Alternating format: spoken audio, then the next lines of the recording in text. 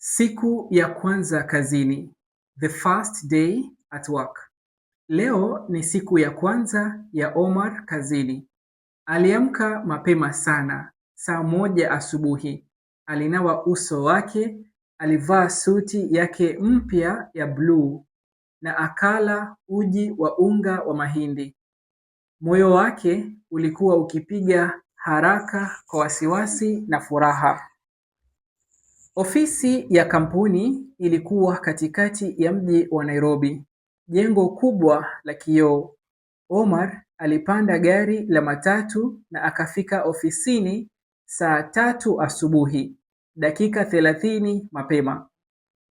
Amina, msaidizi wa mapokezi, alimuona Omar akiingia. Alitabasamu na kumwamkia. Habari za asubuhi, karibu Tech Kenya. Wewe ni Omar, sivyo? Ndiyo, mimi ni Omar Salim. Nilifika leo kama mwajiriwa mpya. Karibu sana Omar.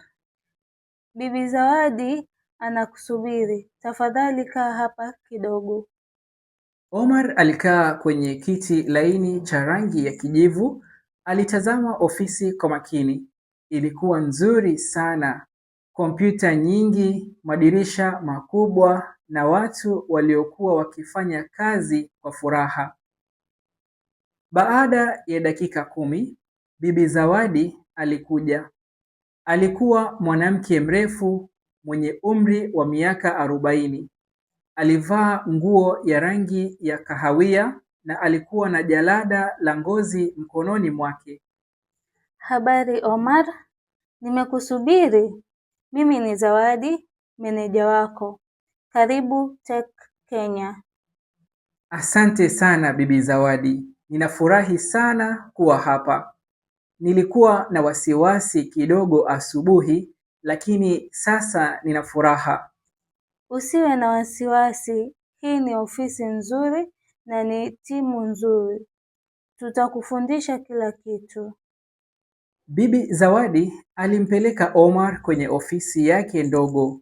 Kwanza alimuonyesha kompyuta yake, kisha akamuonyesha jikoni na hatimaye alimtambulisha kwa timu. Hawa ni wenzako, huyu ni Juma, yeye ni mhandisi wa kompyuta kama wewe. Juma alisimama na kumwelekeza mkono. Alicheka na kusema, karibu ndugu, nilifika Tech Kenya mwaka jana. Ilikuwa ngumu kidogo mwanzo, lakini sasa ninapenda sana kazi hii. Asante Juma, ninatumai tutafanya kazi nzuri pamoja. Siku ilipita haraka. Omar alijifunza mengi, mfumo mpya wa kompyuta, majina ya wafanyakazi na jinsi ya kutumia simu ya ofisi.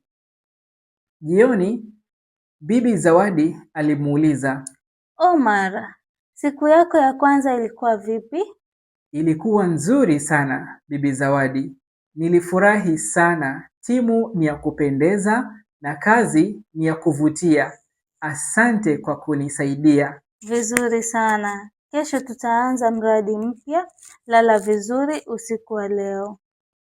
Omar alirudi nyumbani akiimba. Siku ya kwanza ilikwisha na ilikuwa nzuri kuliko alivyotegemea.